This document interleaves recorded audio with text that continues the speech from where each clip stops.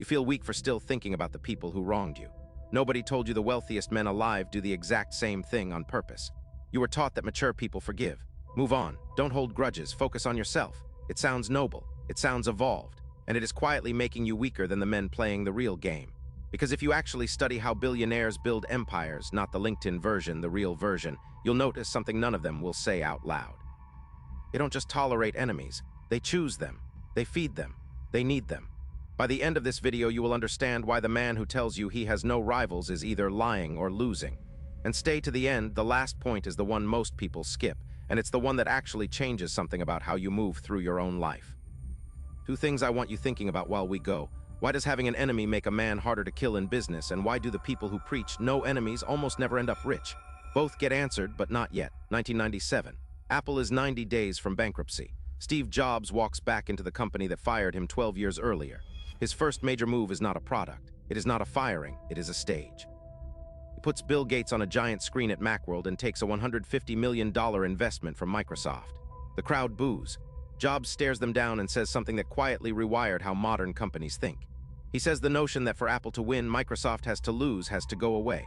That is the surface story. That is the one they teach in business school.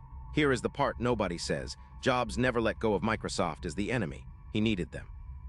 He built the entire identity of Apple, the Think Different campaign, the beige box PC guy versus the cool Mac guy, around a rival. Later, when Google launched Android, he told his biographer Walter Isaacson he would spend every penny of Apple's $40 billion in the bank to destroy it. He called it thermonuclear war. Those are his actual words on record.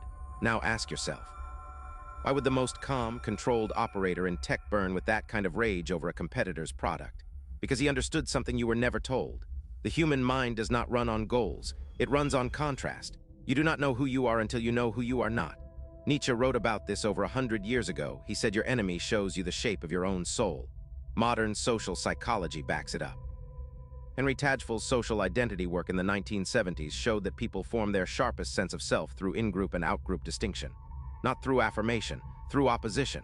So when your mom, your teacher, your favorite motivational account tells you to just focus on yourself, they are asking you to run an engine with no fuel, and they wonder why you feel lost. If this is landing, save this video. You will want to come back to this. There is a French philosopher most people never heard of.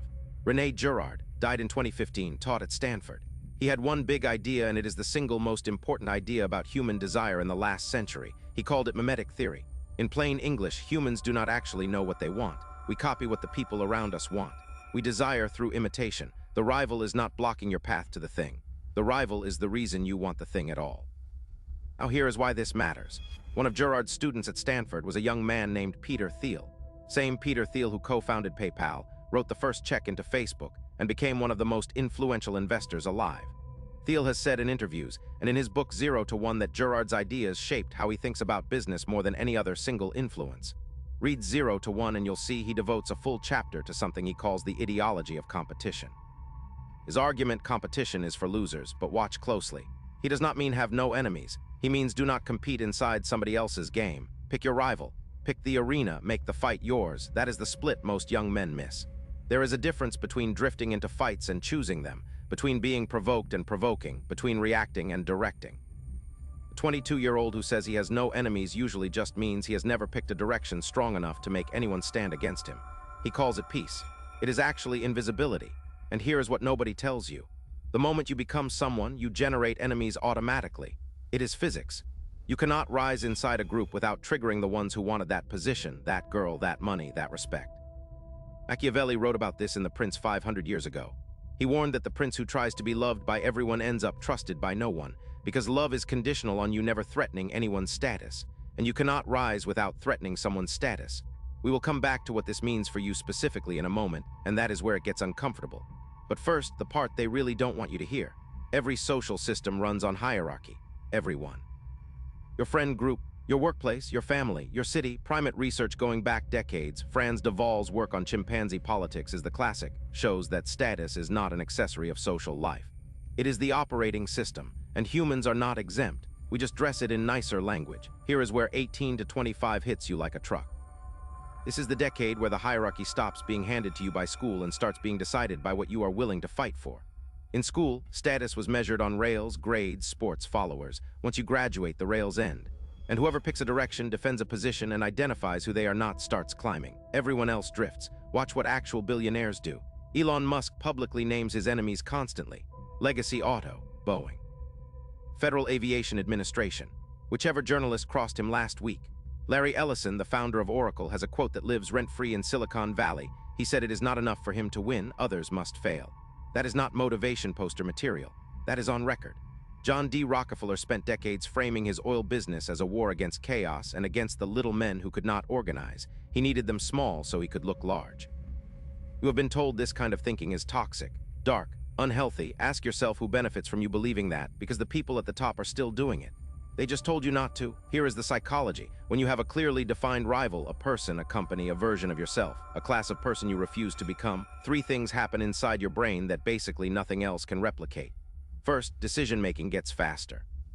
You know what you will not do because you know who you will not become. Second, discipline stops requiring willpower.